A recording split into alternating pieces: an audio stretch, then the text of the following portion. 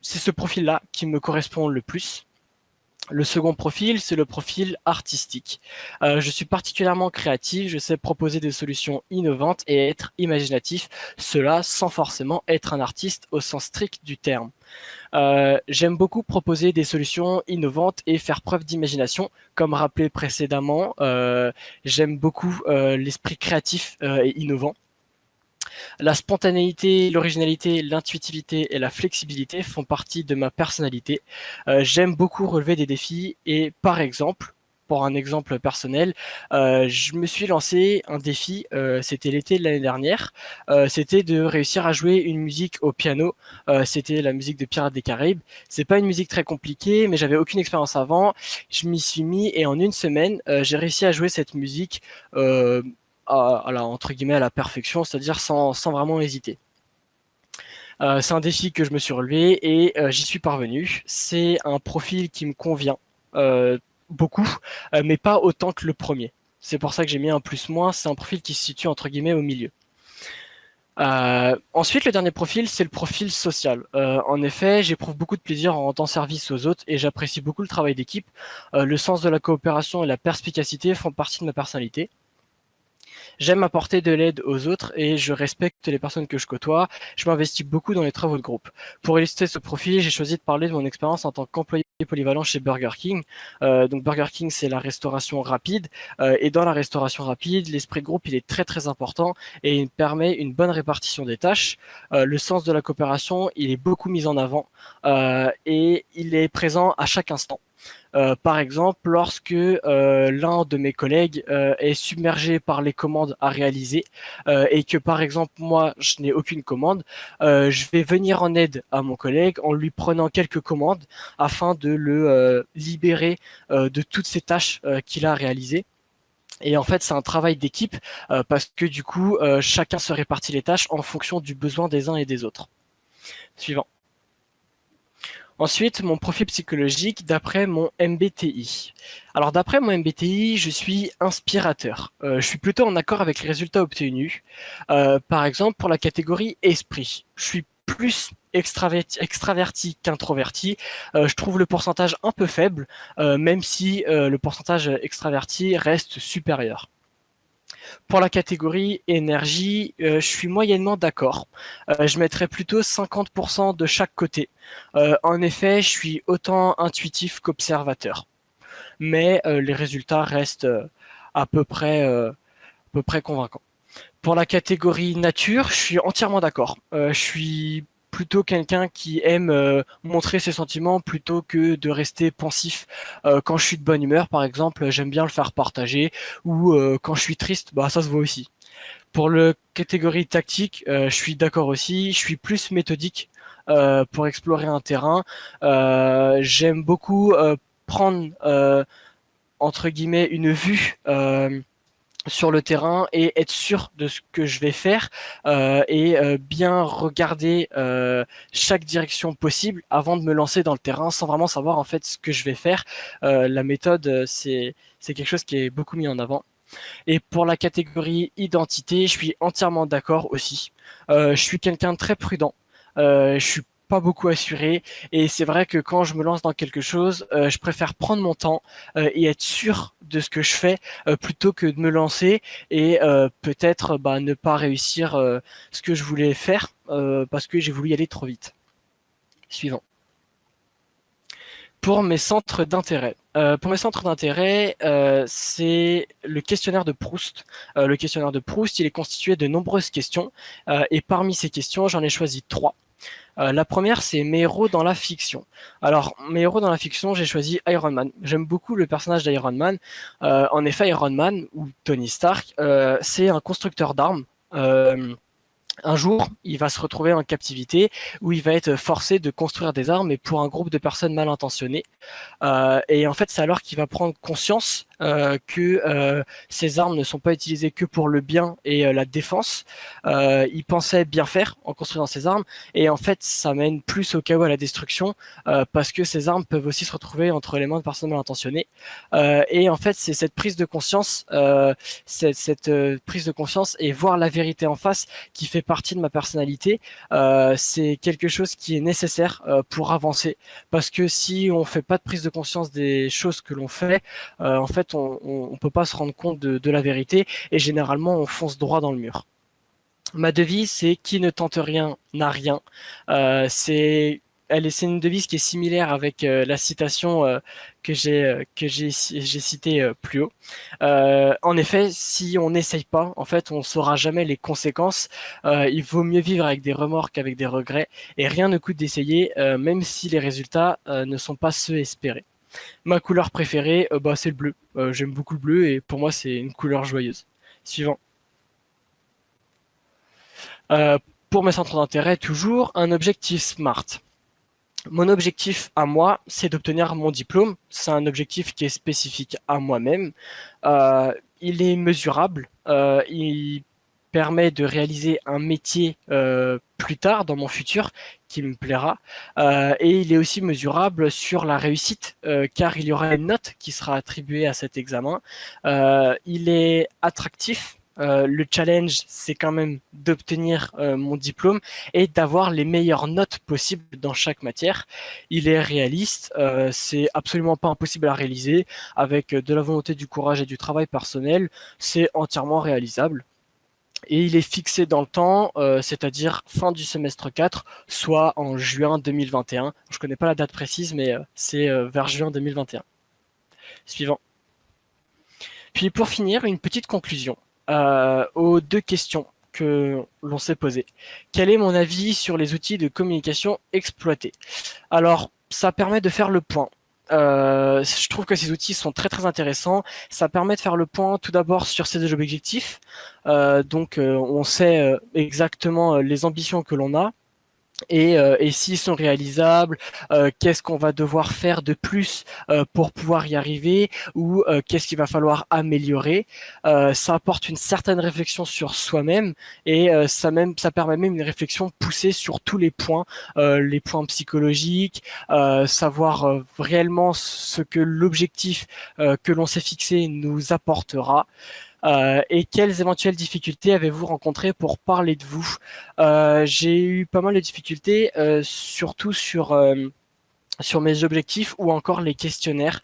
J'étais assez indécis, même si j'ai pas rencontré de réelles difficultés. Au début, j'étais assez indécis sur ce que je voulais vraiment. Et en fait, bon, avec un peu de réflexion, je me suis rendu compte que il y avait beaucoup de réponses possibles, mais celle qui entre guillemets, me paraissait la meilleure, c'était vraiment, par exemple, pour le MBTI, c'était de dire certaines choses dans le questionnaire qui parfois ne nous font pas plaisir, mais bah, on les dit quand même. Et au final, on atterrit sur un profil où ça nous correspond plus ou moins. Voilà, j'ai fini. Bien, donc 10h18, au niveau du temps, vous avez parlé 13 minutes, donc on est dans les temps. Alors tout d'abord, les uns et les autres, avez-vous des remarques, des questions? Ce serait bien qu'il y ait quand même un peu d'interaction. Vous pouvez l'écrire ou bien le dire. Je vous laisse. Oui, c'est vrai, Théo. J'allais le dire. Effectivement, bon, outre le fait que la connexion est très bonne, vous avez une voix très claire, très agréable à écouter. Vous articulez très bien, vous parlez de manière claire et fluide, effectivement, ce qui est très appréciable. Une autre remarque? Bon, alors je vais passer à mes commentaires. Tout d'abord, pour le critère communication.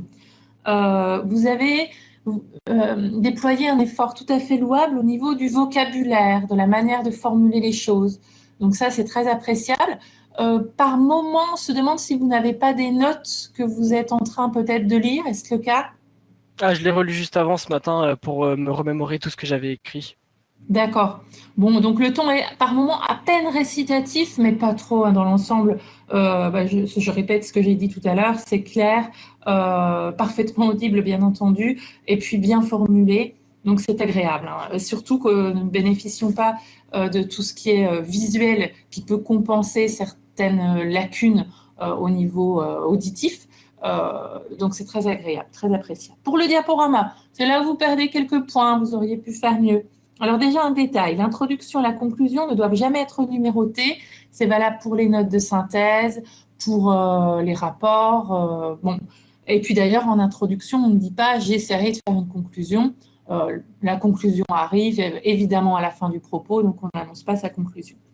Pensez à cette fameuse frise que je vous conseille de faire avec le plan affiché en permanence en bas. Bon, en première année, vous ne le faites pas tous systématiquement, c'est pas bien grave, mais en deuxième année, il faudra vraiment y songer. Et puis, vous auriez pu prévoir davantage de diapos. Hein. C'est vrai que, par exemple, pour voilà, typiquement pour la typologie de Hollande, c'est dommage de ne pas avoir fait une diapo par profil avec quelques mots-clés pour les anecdotes associées. Bon, sinon, on en vient au contenu et à l'utilisation, à l'exploitation des différents outils. Pour le portrait chinois, c'est très bien parce que vous avez vraiment établi un lien avec votre personnalité et vous l'avez vraiment bien développé, ce lien. Par exemple, pour les avions de chasse, c'était un lien original qui vous permettait de parler de vous de manière détournée et de manière tout à fait pertinente. Donc ça, c'est bien. Pour la typologie de Hollande, vous avez veillé à ajouter des anecdotes éclairantes à chaque fois. Vous ne vous êtes pas contenté de lire les profils. Donc, une anecdote par profil, bon, c'était intéressant. Vous auriez pu en ajouter d'autres encore, mais enfin, c'était déjà bien et c'était précis. Pour le MBTI, on peut regretter que vous n'exploitiez pas davantage le long texte qui vous est fourni en commentaire, ou pourquoi pas aussi les personnalités qui sont en lien avec le profil qui est le vôtre. Alors, juste une remarque, à un moment donné, vous dites je ne suis pas tout à fait d'accord concernant la nature, c'est-à-dire le pourcentage entre sentiment et pensée. En fait, quand on dit soit vous agissez par le sentiment, c'est-à-dire du côté de la persuasion, du côté de ce que vous ressentez, ou soit penser, ça ne veut pas dire que vous êtes pensif, soit vous agissez par le biais de la raison, de la conviction, etc. Hein, c'était peut-être pas très très clair.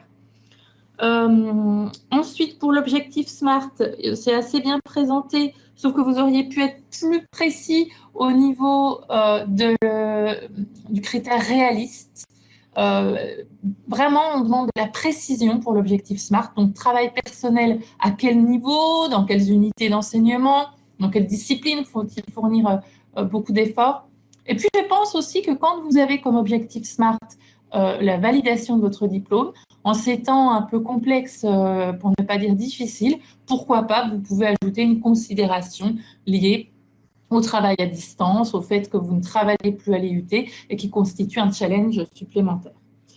Alors, pour le questionnaire de Proust, vous avez assez bien développé les réponses, sauf pour la couleur. Hein, typiquement, la couleur que je préfère, le bleu, ben voilà, j'aime bien cette couleur. On aimerait en savoir davantage.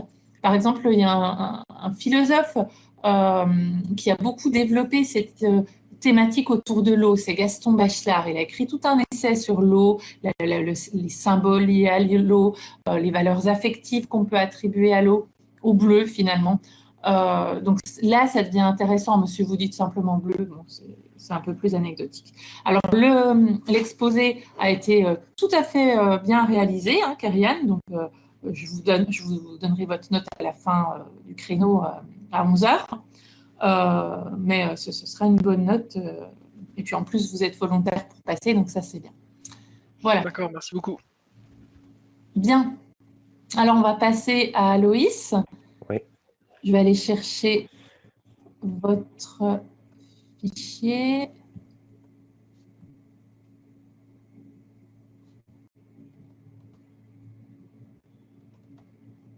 Voilà, il est en train d'être chargé.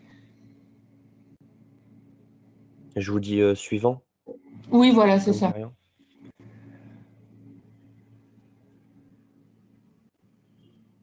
Alors, vous pouvez vous écrire, par contre, je crois, sur les PowerPoints, puisqu'une fois, je ne sais pas si c'était dans ce groupe, quelqu'un avait écrit. Bon, mais par contre, vous ne pouvez pas passer la diapo. C'est un petit peu embêtant, mais bon. Voilà. Alors, je sors une grille.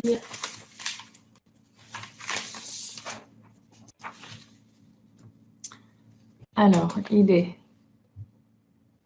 6h24. Eh bien, donc, c'est parti, Aloïs. Alors, je m'appelle Aloïs Sauvage, je suis né le 31 janvier 2000, j'ai 20 ans et accessoirement, je suis Verseau. Je vis dans la magnifique ville de Brunoy, mais je suis né à Villeneuve-Saint-Georges au niveau professionnel. J'aimerais aller dans le luxe et la précision. Une de mes citations qui me représente assez bien est celle-ci. Certes, un rêve est un beignet, c'est un rêve. Pas un beignet, mais un rêve de voyage, c'est déjà un voyage. Cette citation représente un homme avide d'escapades et de découvertes, n'ayant que pour une limite pour ma part, la peur du vide. Diapo 2, s'il vous plaît. Aujourd'hui, nous allons esquisser mon profil psychologique et dans quelle mesure les outils de communication nous permettront de le faire. Pour répondre à ce profil, nous allons séparer nos recherches en 3 grandes parties: le portrait chinois, le profil psychologique et les centres d'intérêt. Diapo 3, s'il vous plaît. Alors, pour le portrait chinois, j'ai choisi des comparaisons qui me ressemblaient le plus selon moi. Si j'étais un château, je serais le château de Chenonceau, car selon moi, c'est un des plus beaux châteaux de Loire et de France déposés sur le Cher. Si j'étais une montagne, je serais le K2. Cette montagne située à la frontière sino-pakistanaise est certes moins connue que son voisin l'Everest, mais est tout autant plus mythique et dangereuse à gravir pour les connaisseurs.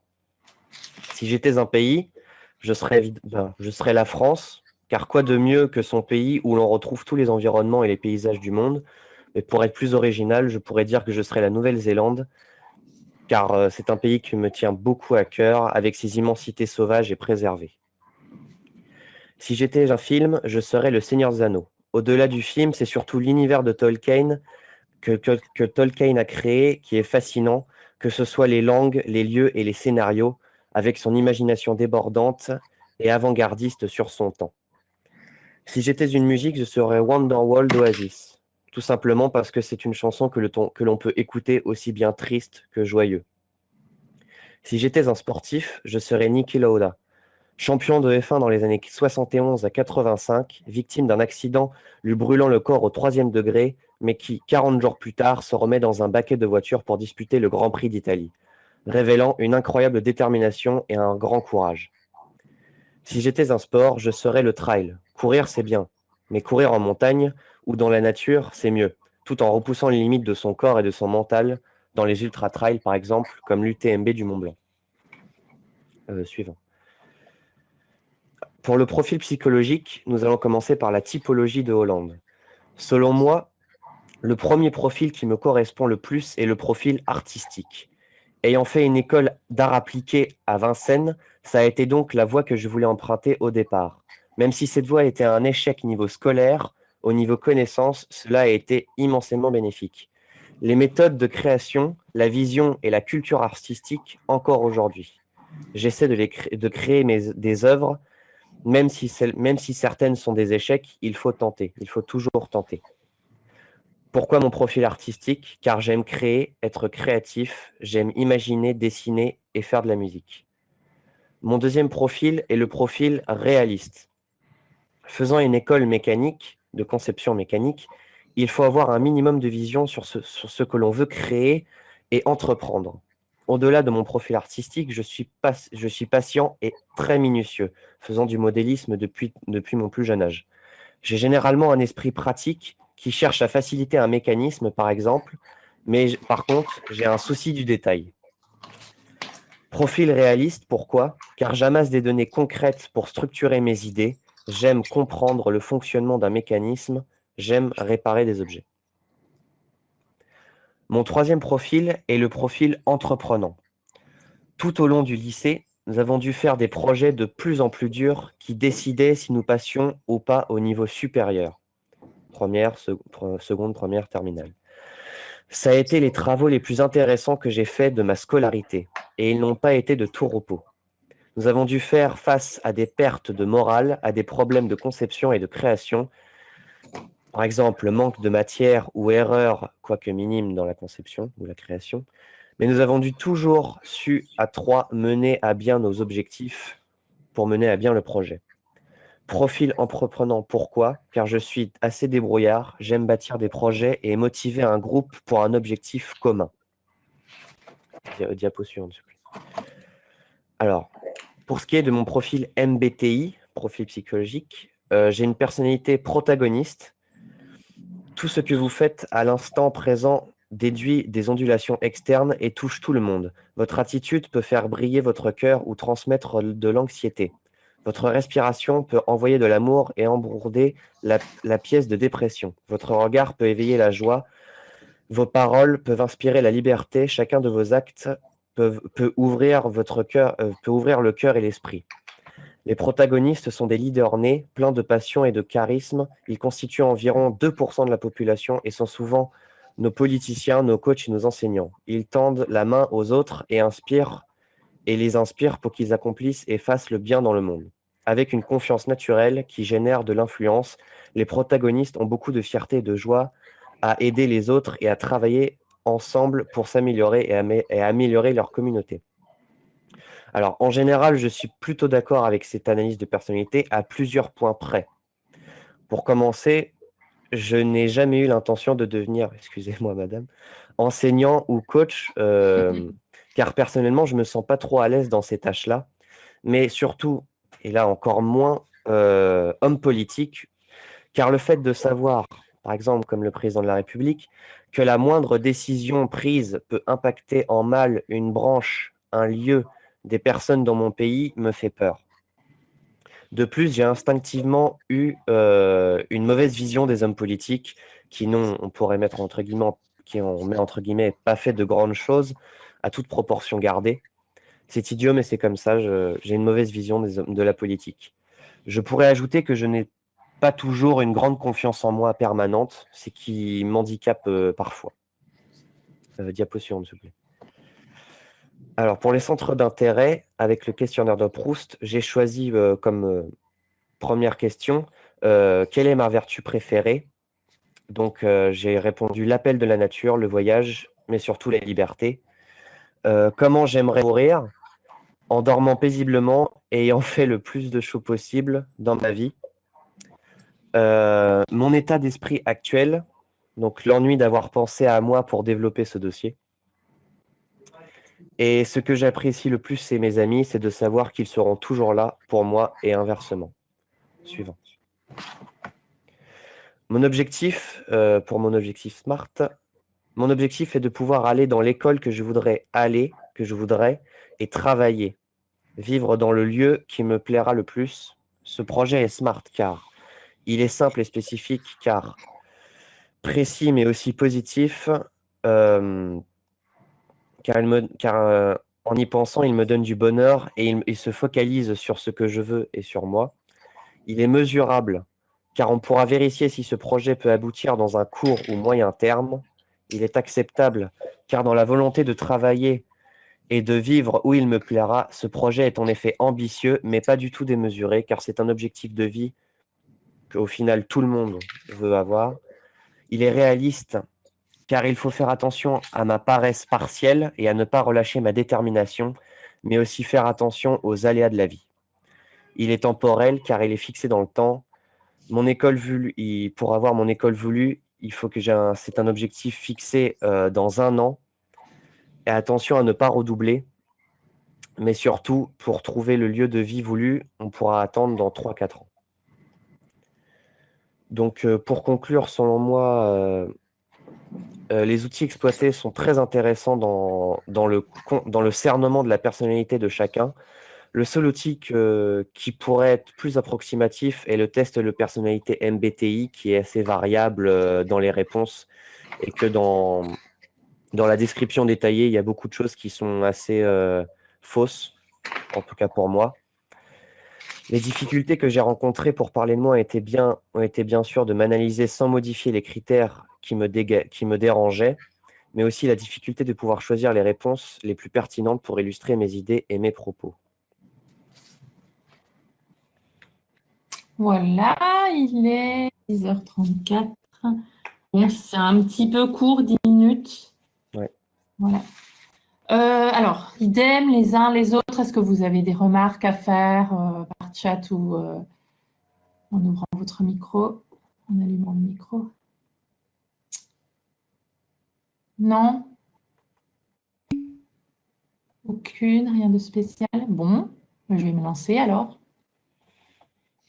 Donc, alors c'est un bon exposé aussi. En termes de communication, vous avez vraiment, vous aussi, déployé un effort louable au niveau du vocabulaire et de la structure. Hein. Vous avez vraiment, on sent, cherché à choisir les meilleures formules pour être à la fois clair et d'une certaine manière élégant au niveau de la parole. Donc ça, c'est très bien. Le ton était parfois à peine récitatif, c'est-à-dire qu'on sentait que vous lisiez éventuellement des notes. Oui, surtout au MBTI, parce que j'ai lu le Oui, paragraphe. voilà. Mais sinon, en tout cas, l'effort est louable au niveau du niveau de langage. Donc ça, c'est très bien. Pour le diaporama, on est un peu frustré parce que d'un côté, très créatif, c'est-à-dire que, par exemple, tout simplement, la première page est attractive et nous permet de commencer cette présentation de manière très personnalisée, originale et créative, je le répète, donc ça c'est bien. Par contre, il faut absolument numéroter les parties et les sous-parties quand on est au niveau universitaire, hein, grand 1, grand 2. Et la diapo, elle a bugué, madame. Hein. Il y a certains endroits où ça Oui, parce bug. que c'est ce que je me suis dit, parce que j'ai ouvert chacun des diaporamas qu'on m'a envoyés pour savoir, pour vérifier si ça fonctionnait bien. Et effectivement, là, il y a un problème. Ouais. Alors, là où je disais qu'on était un petit peu frustré, c'est que d'un côté, donc, on est réceptif aux qualités de ce diaporama, mais de l'autre, il n'y a pas énormément de diapositives. Donc ça, c'est un peu dommage. Il pourrait y en avoir quelques-unes supplémentaires. On dit, hein, les uns et les autres, mémoriser cette donne-là. On dit qu'en règle générale, quand on a un exposé à faire, 1 minute égale un slide. Donc, vous voyez, 15 minutes, on aurait mis une bonne dizaine de slides. Bon, c'est une estimation. Voilà. Ensuite, pour le portrait chinois, il faut faire attention avec cet exercice. Vous l'avez assez bien fait dans le sens où vous avez été complet, vous avez évoqué beaucoup d'éléments, mais il faut que le lien avec votre personnalité soit encore mieux établi. Oui, oui.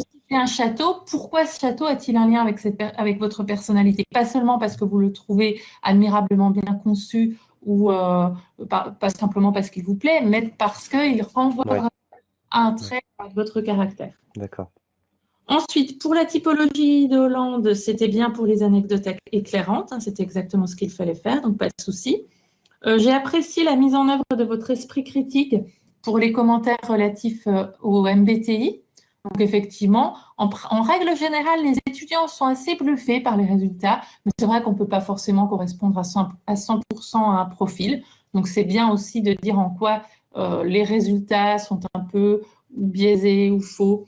Donc ça, c'est intéressant.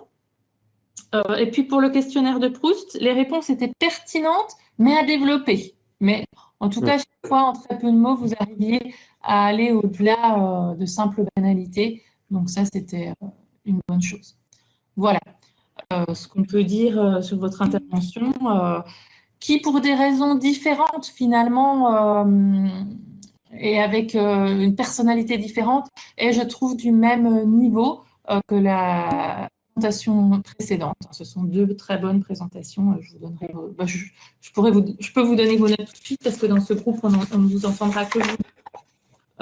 Donc, Aloïs et Kériane, vous avez tous les deux 16. Hein, donc, c'est D'accord. une bonne note. Alors, vous posez des questions, je crois, Aloïs. Vous avez répondu. Oui, on m'a demandé l'école que je voulais faire, c'est le NS2M, c'est l'École nationale de microtechnique. Très bien. Alors, De luxe et précision, en fait. Oui. En principe, ce que je fais en deuxième année, j'essaie de passer en revue les types de tests qui peuvent être proposés pour intégrer différentes écoles. Je n'ai pas, de mémoire, je n'ai pas les types de tests spécifiques à cette école parce que finalement, vous n'êtes pas tellement nombreux à vouloir l'intégrer. Mais enfin, on retrouve de toute façon des propositions similaires d'une école à une autre. Voilà. Alors, je vais faire l'appel. C'est un peu fastidieux, mais je suis obligée de passer par cette méthode pour que ce soit plus clair. Donc, je vais déjà faire l'appel de tous les étudiants du groupe A1. Et puis après, je laisserai aux étudiants du groupe A2 la possibilité, non, du groupe oui, A2, la possibilité de se manifester pour dire qu'ils ont été présents lors de cette session. Alors, c'est mis. Par chat, ce serait pas mal que vous me répondiez oui. Parce que si vous ne répondez pas alors que vous êtes soi-disant connecté, c'est là où je vais me rendre compte que vous êtes parti. Donc, c'est mis. Bon, je mets un point d'interrogation. Christin.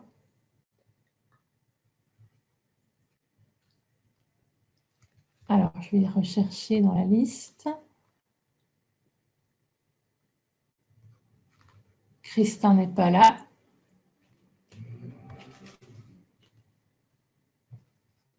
Romain, Lanero. Oui, je suis là. D'accord. Jean-Christophe. Oui, Ok. Léo. oui, je suis là, madame. Bien. Aboubacar. Très bien. Yanis.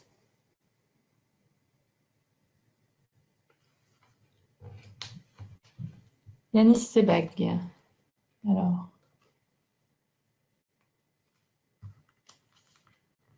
Je ne le vois pas. Florian.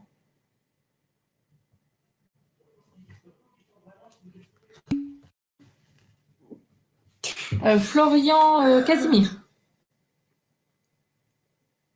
Non, je ne le vois pas. Enes.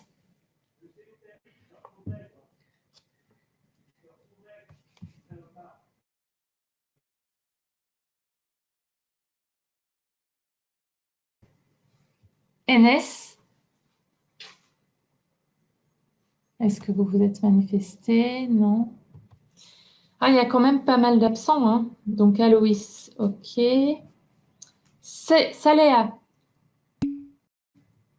Ok. Florian. Les Souza. Ok. Mélodie. Ok. Guillaume. Ah oui, Guillaume, vous avez des nouvelles de Guillaume? Non, non, non. Il faudrait que je l'appelle pour voir. Ouais. Théo. Ferrand.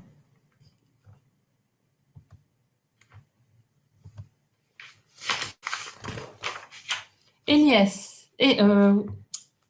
Oui, Elias. J'ai vu. Voilà. Glorian.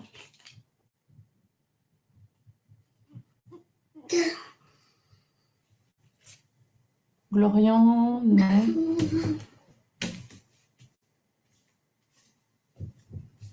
Anis.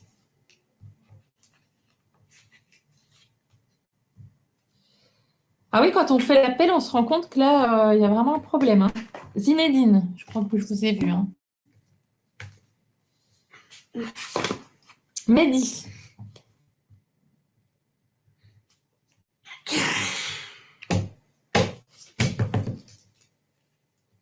Non, il n'y a pas de Mehdi. Kyrian, ok. Et enfin, Dorian.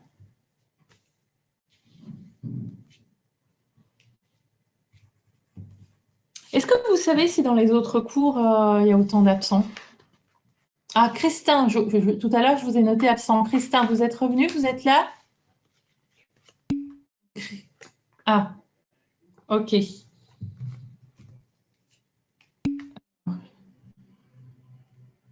Léo Matelier.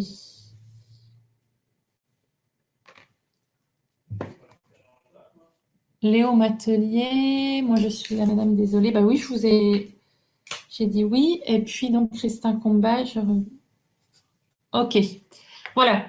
Ensuite, y a-t-il des étudiants, puisque j'avais dit du groupe Du groupe A2, non. Si, du groupe A2. Alors.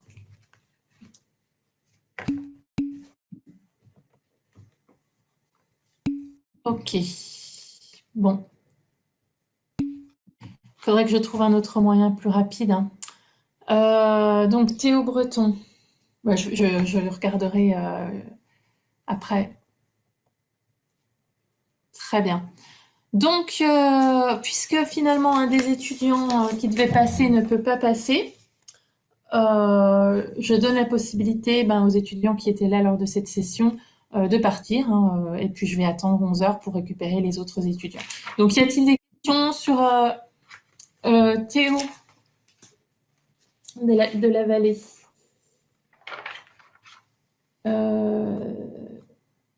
Non, je ne vous ai pas appelé, c'est normal. Je n'ai appelé que les étudiants du groupe A1 et ensuite je passerai en revue, en regardant le chat, les étudiants du groupe A2 qui se sont connectés lors de cette session. Voilà.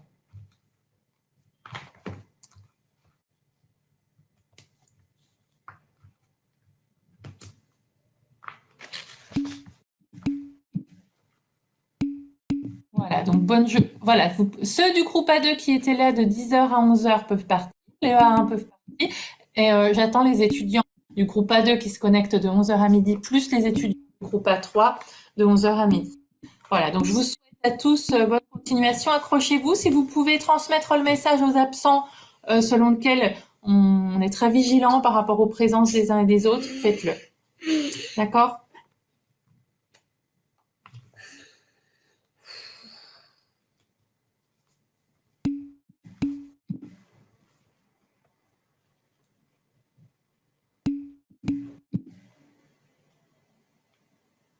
Au revoir à tous, enfin à ceux qui se sont connectés de 10 à 11, et bonne journée. Voilà, on va attendre